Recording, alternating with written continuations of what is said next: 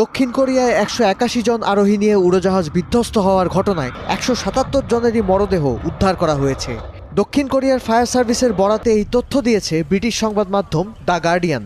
২৯ December ভোরে দেশটির দক্ষিণাঞ্চলের মুয়ান আন্তর্জাতিক বিমানবন্দরে অবতরণের সময় রানওয়ে থেকে ছিটকে পাশের দেওয়ালে ধাক্কা খায় উড়োজাহাজটি। সঙ্গে সঙ্গে তাতে আগুন ধরে যায়।